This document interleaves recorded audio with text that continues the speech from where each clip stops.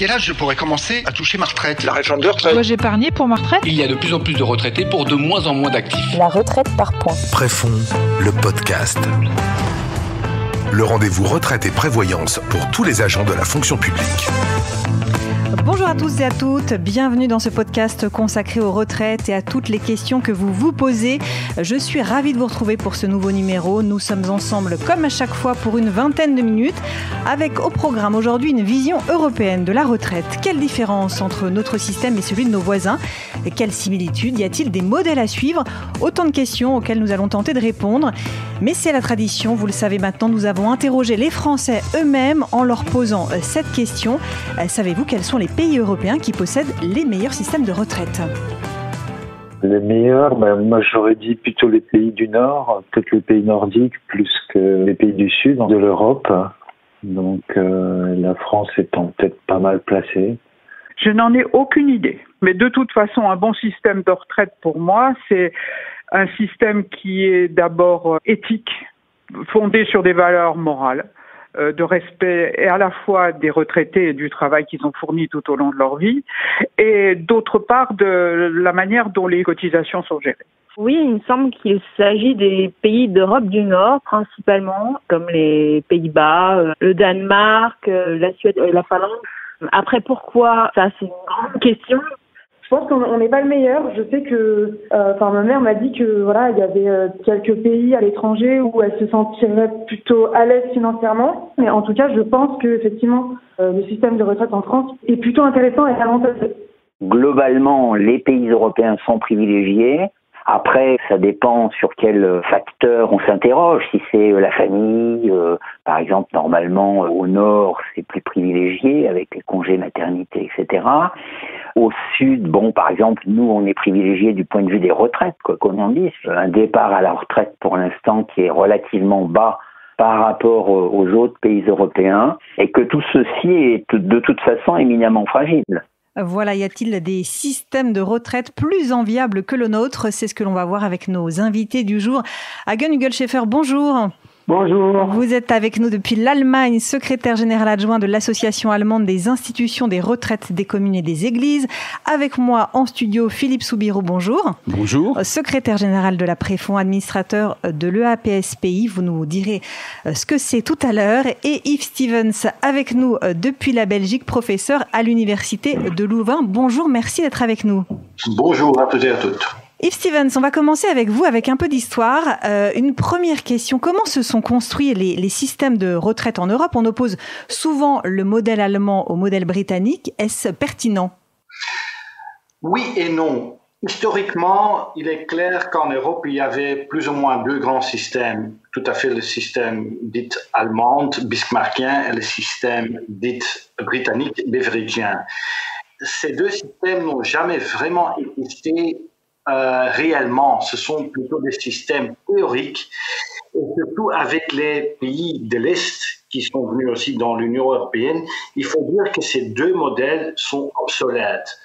À l'heure actuelle, il y a plus ou moins des systèmes dits britanniques, dits allemands de l'assurance sociale, mais il y a aussi les systèmes scandinaves et les systèmes dits des pays de l'Est.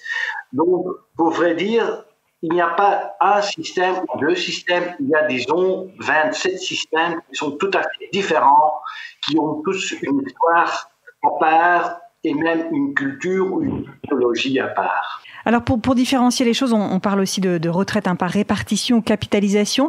Hagen Hügelschäfer, quelle différence entre les deux? Alors, la répartition, c'est le financement des retraites en cours de paiement, tandis que la capitalisation, c'est l'établissement d'un stock de capital qui sert plus tard avec les intérêts pour le paiement des retraites futures. Donc, il y a des modes de financement différents, pourtant il y a des avantages et des inconvénients de tous les systèmes. La répartition a l'inconvénient dépendre trop de l'évolution démographique et aussi des marchés du travail avec un chômage croissant, un risque d'avoir moins de cotisations, tandis que l'inconvénient des retraites par capitalisation, c'est qu'il dépend trop des marchés financiers. Philippe Soubirous, un mot sur cette distinction? Oui, c'est une distinction qui est faite communément, mais c'est pas la seule à faire, parce que derrière le mode de financement, que ça soit la capitalisation ou la répartition, il y a bien entendu des sous-jacents en termes de pacte social. Quand on accumule pour soi, c'est pas la même chose que quand on paye une cotisation pour les autres. Hagen Hugelschäfer, les Européens ont fait des choix différents. Il y a plusieurs groupes de pays que l'on peut distinguer. Oui, Stevens l'a déjà mentionné, grosso modo, il y a 3 groupes différents des systèmes de retraite. Il y a d'abord le système bismarckien que Stevens a déjà mentionné. Ça se rencontre surtout dans les pays de l'Europe centrale, à savoir la France, la Belgique, l'Allemagne et aussi l'Autriche, et dans les pays du Sud, l'Espagne et l'Italie. Et l'élément décisif de ce système, le système bismarckien, dispose d'un premier pilier par répartition très très fort, tandis que les retraites supplémentaires sont assez faibles.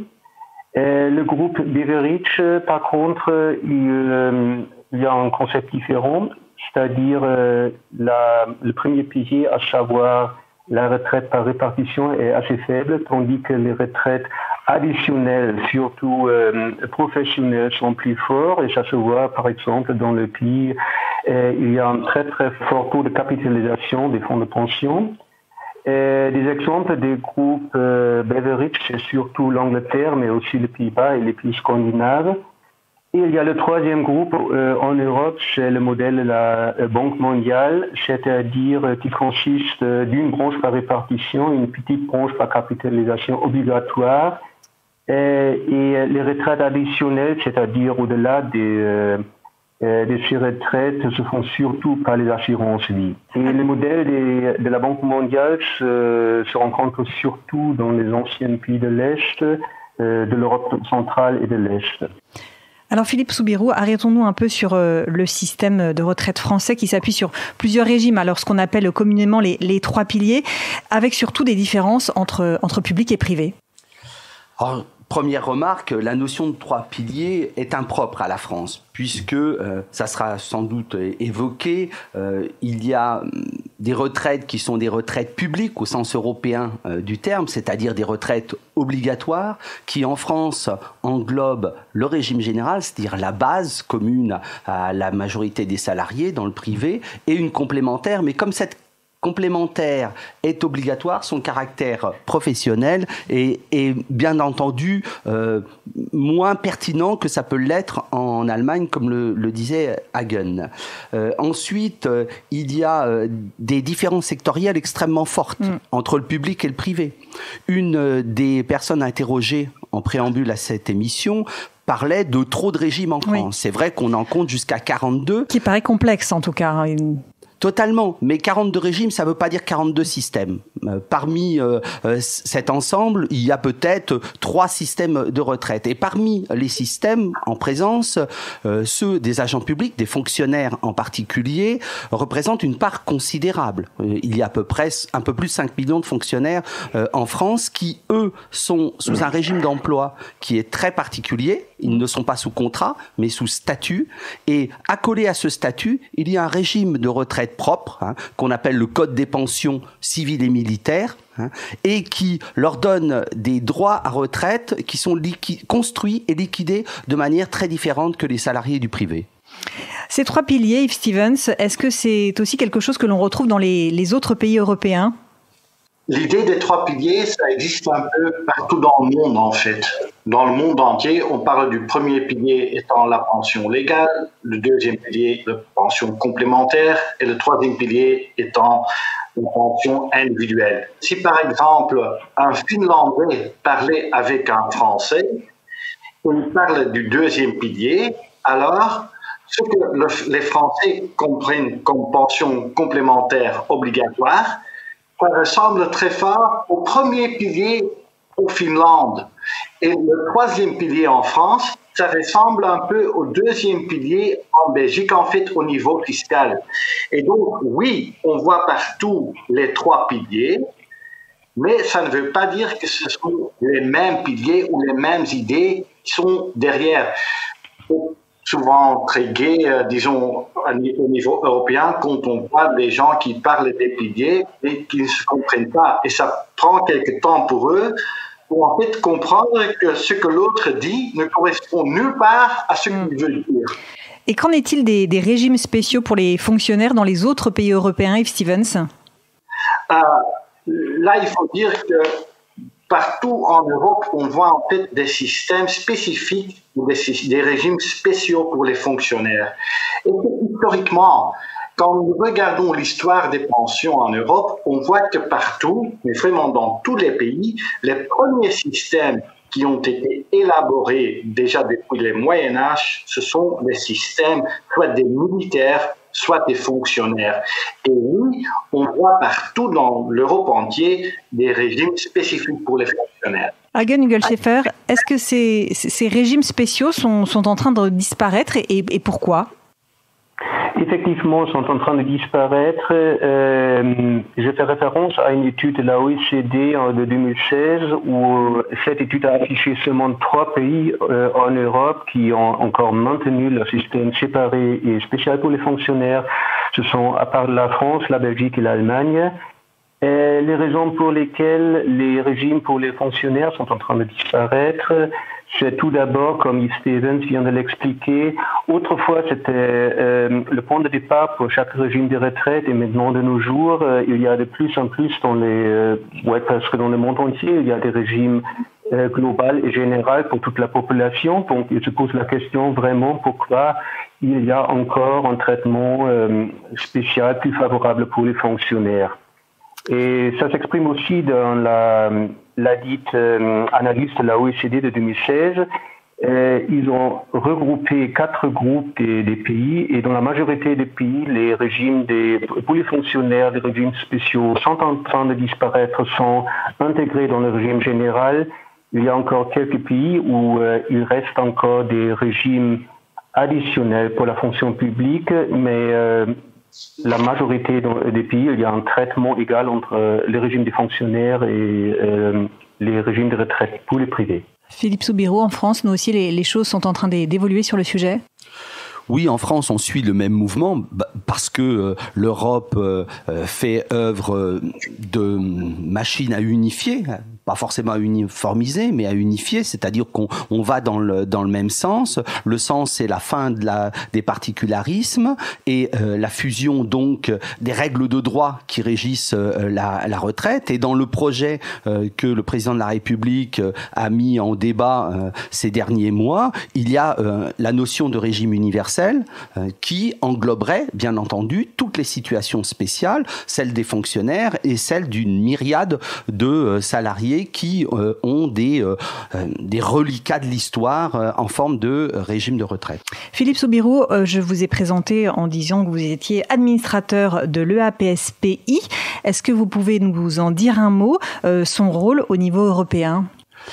Alors, avec grand plaisir. Alors, ça me gêne un petit peu, parce que Hagen est là, et Hagen est un des fondateurs et un des piliers de l'association. Alors, cette association est une association qui existe depuis plus de 25 ans, et qui, dans cette multiplicité de situations de retraite, est arrivé à mettre en commun des personnes qui, à des différents niveaux et différentes fonctions, gèrent ou administrent des régimes de retraite. Donc pour nous, il y a un sujet commun, c'est la retraite, des problématiques partagées malgré les différences que Stevens expliquait.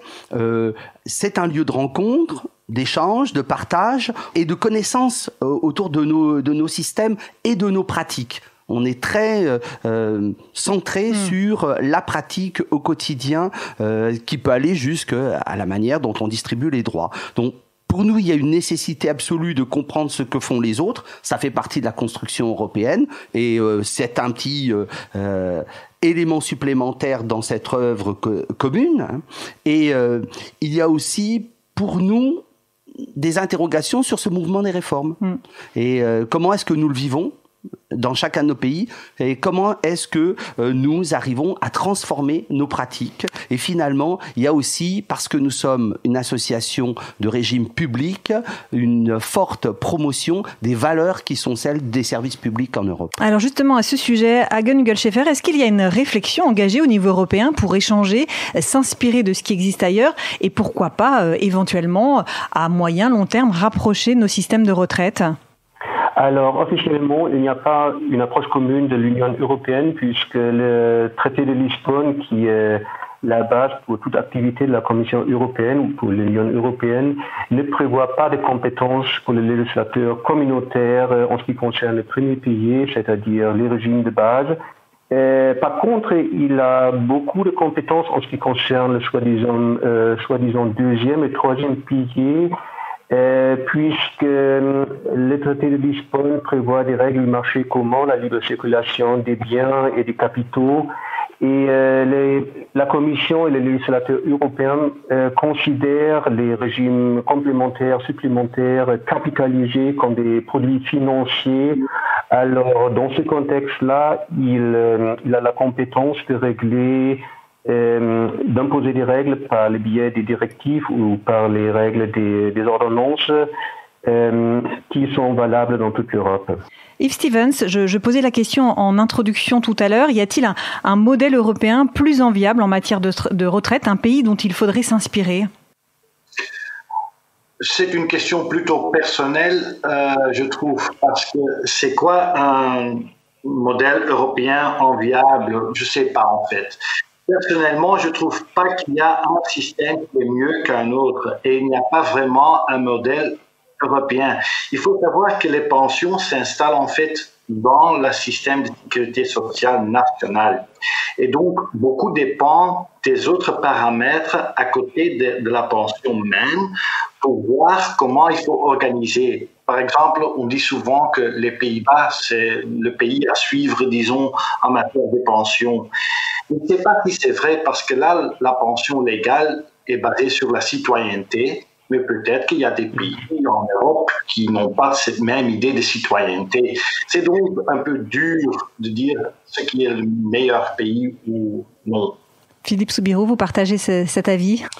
Totalement. Puis je rajouterais ce que je disais au préalable, c'est-à-dire que le pacte social qui construit la sécurité sociale, comme le disait Yves Stevens, est fondamental. C'est-à-dire qu'il y a certes une construction historique, mais les régimes de retraite sont le reflet des relations de travail, des relations sociales. Vous prenez un exemple, par exemple, comme celui des droits familiaux. Les droits familiaux, c'est comment est-ce qu'on compte les enfants dans le calcul de la retraite. C'est aussi la pension que touche le survivant dans un couple. Ça dépend très fortement aussi de la manière dont la société perçoit justement ces questions familiales. Et donc, les solutions qui sont apportées sont des solutions qui sont très souvent nationales, même si on les retrouve puisqu'il y a un modèle européen. Lorsque l'on compare les différents régimes, on parle aussi du poids des dépenses publiques de retraite dans le PIB. Alors, où se situe la France par rapport aux autres pays européens ? Écoutez la réponse de Pierre-Louis Bras, le président du Conseil d'orientation des retraites. La France, avec des dépenses de retraite qui représentent en gros 13,6% du PIB, se situe parmi les pays européens où ces dépenses sont le plus élevées. Il n'est dépassé que par l'Italie, notamment du fait d'une situation démographique plus tendue en Italie qu'en France. Les dépenses publiques de retraite sont bien inférieures dans de nombreux pays européens, mais il faut bien voir que tous les systèmes publics de retraite n'ont pas la même ambition. Par exemple, au Royaume-Uni, le système public de retraite a vocation à offrir à tous les Anglais une retraite qui évite la pauvreté aux âges élevés, alors que notre système de retraite a vocation à offrir aux Français une retraite en proportion de leurs revenus pendant la vie active. Donc, il est normal qu'il y ait des différences entre les pays européens selon l'ambition du système de retraite public. Dès lors que l'on n'a pour ambition que d'éviter la pauvreté aux âges élevés, à travers la retraite publique, eh bien, on dépense moins pour les retraites. Et en Angleterre, il y a plus de retraites privées, d'épargne retraite privée, qu'il y en a en France où elle est quasiment inexistante. Ces comparaisons sont intéressantes, mais il ne faut pas tirer de ces comparaisons immédiatement des jugements normatifs sur le fait qu'il y aurait une anomalie française. Ça correspond aussi à une ambition. Après, d'autres pays que la France ont la même ambition, que les systèmes de retraite publique permettent d'offrir une retraite en proportion des revenus d'activité, mais d'autres pays sont moins généreux que la France en termes de dépenses de retraite, soit parce que l'âge de départ est en moyenne un peu plus tardif, soit parce que le montant de la retraite rapporté au niveau des rémunérations est plus faible. Je pense par exemple à l'Allemagne, qui a en gros la même ambition en termes de philosophie du système de retraite, mais qui a un système qui est moins généreux. Et en Allemagne, on est, au lieu d'être autour de 14, ils sont autour de 10-11% du PIB. Voilà, Pierre-Louis Bras, le président du Conseil d'orientation des retraites, qui nous confirme finalement qu'il est assez difficile de comparer nos différents systèmes. Messieurs, le temps passe. Y a-t-il des exemples de pays qui ont tout de même réussi à réformer leur système? J'ai envie de vous entendre tous sur ce sujet. Yves Stevens, on commence avec vous. Nous voyons en fait que presque tous les pays en Europe ont réformé leur système de retraite dans les années passées. Tous ces pays ont des réformes paramétriques, ce ne sont pas toujours des réformes structurelles. Et donc, oui, il y a des pays qui ont vraiment réussi, mais il y a aussi quelques pays qui n'ont pas bien réussi. Pourquoi? Parce qu'il y a une perte de confiance. La pension, ça est fortement lié en fait à la confiance que les gens ont dans le système. Nous voyons par exemple dans le Trust Index un instrument pour regarder au système de pension pour savoir si les gens encore ont confiance dans leur système.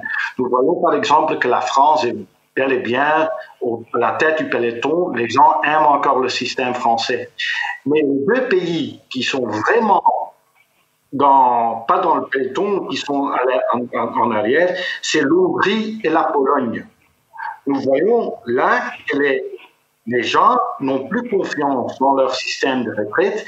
Et là, je trouve un peu triste, disons, même si on veut réformer, les politiciens et tous les gens qui font de la politique doivent bien savoir que les pensions, c'est aussi une certaine émotion, disons. Même si je suis juriste, je sais que les pensions ont aussi une émotion pour les gens, c'est-à-dire que quand on réforme trop ou on est trop brusque, alors les gens ne vont plus croire dans leur système. Et c'est quelque chose que les gens doivent vraiment éviter. Hagen Hügelschäfer, sur cette question. Oui, un pays qui a réussi à réformer les systèmes de retraite, j'aimerais commencer avec mon propre pays qui a été mentionné avant, l'Allemagne. On a entrepris des réformes au tournant des années 90-2000 à cause de la crise économique à l'époque. Et finalement, on a sensiblement abaissé le niveau des retraites étatiques, mais cela entraînera à long terme aussi le danger de pauvreté pour les vieux, pour les futures générations de retraités. Alors, il se pose la question si c'est un succès ou non. Ça dépend aussi, bien sûr, du point de vue de la perspective, perspective de l'adéquation, c'est-à-dire du niveau de la retraite. Bien sûr que non, à cause du danger de la pauvreté. Par contre, du point de vue de la durabilité, peut-être oui, puisque les coûts, les frais pour le système général ont sensiblement abaissé.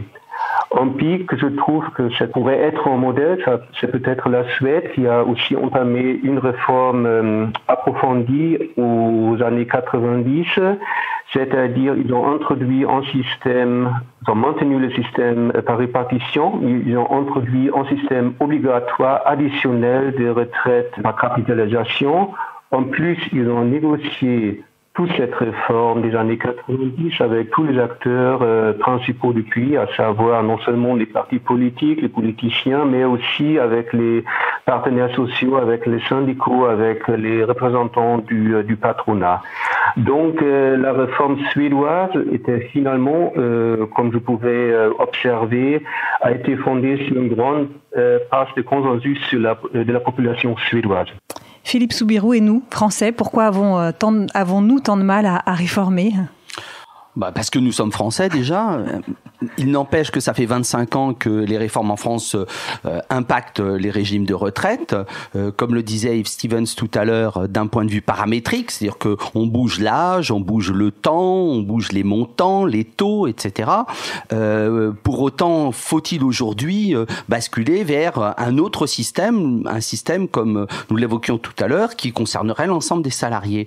Alors, pour répondre franchement à votre question, il faut reprendre le mot d'Hagen sur l'adéquation des retraites, c'est-à-dire la manière dont les retraites répondent à des besoins. Et ces besoins sont multiples. Il y a le besoin de financement, évoqué par Pierre-Louis Bras tout à l'heure. Il y a aussi le besoin d'assurance sociale, c'est-à-dire qu'on a travaillé pendant des années, on doit avoir une pension décente, on doit pouvoir continuer à vivre. Il y a aussi des éléments qui ont été évoqués par vos auditeurs, comme la solidarité, que quelqu'un appelait l'éthique, et la liste peut être très très grande. C'est-à-dire que derrière cette question de la réforme des retraites, il y a aussi une expression de toute une société par rapport à un besoin majeur d'assurance sociale.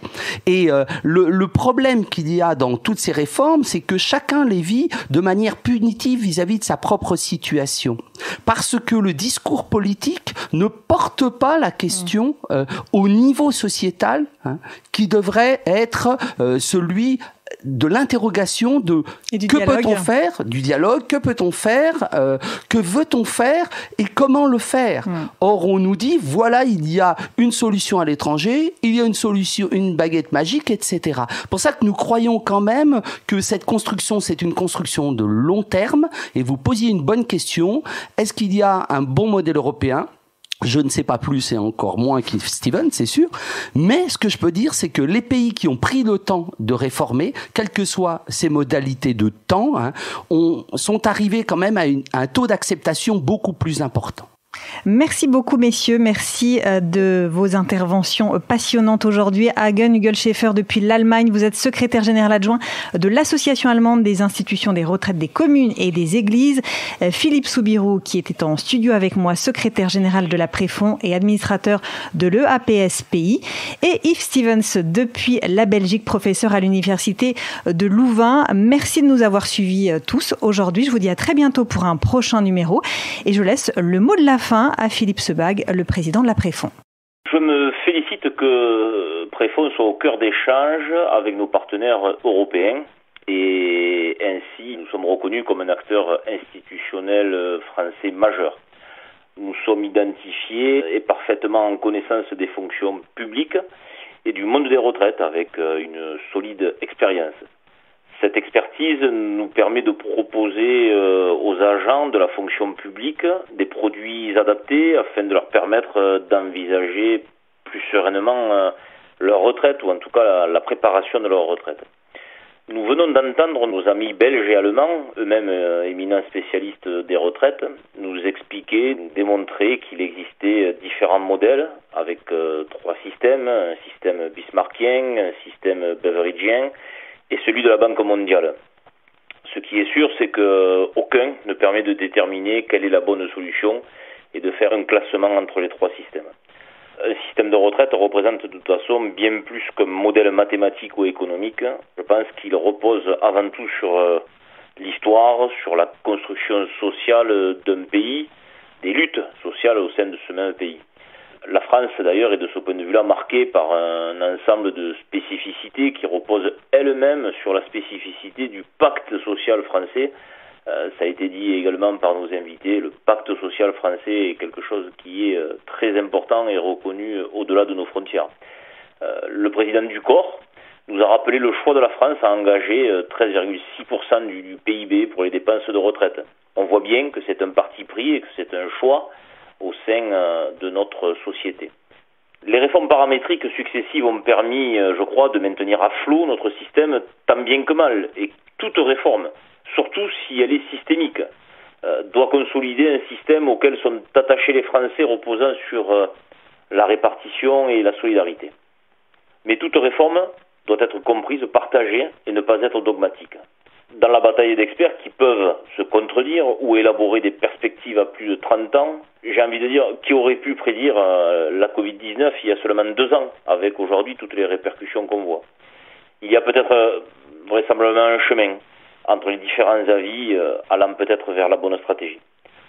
Quoi qu'il en soit, après fond, nous ne rentrons pas dans le débat de la réforme des retraites, mais nous souhaitons défendre l'existence d'un 3e pilier, celui de la retraite supplémentaire volontaire. Et c'est dans cette perspective d'ailleurs que nous avons rendu le régime préfonds compatible avec les nouvelles dispositions de la loi Pacte, avec le PER, le plan d'épargne retraite. Et c'est dans cet objectif et avec le souci d'éthique de nos affiliés, on l'a entendu dans le micro-trottoir, que nous avons développé un produit d'assurance vie totalement labellisé ISR et qui correspond véritablement aux appétences de nos affiliés. Préfonds milite pour une solidification du 3e pilier afin que chaque agent, s'il le veut et s'il le peut, ait la capacité d'épargner avec une sécurité garantie, une gestion des investissements vertueuse et une gouvernance qui leur correspond et qui les rassure.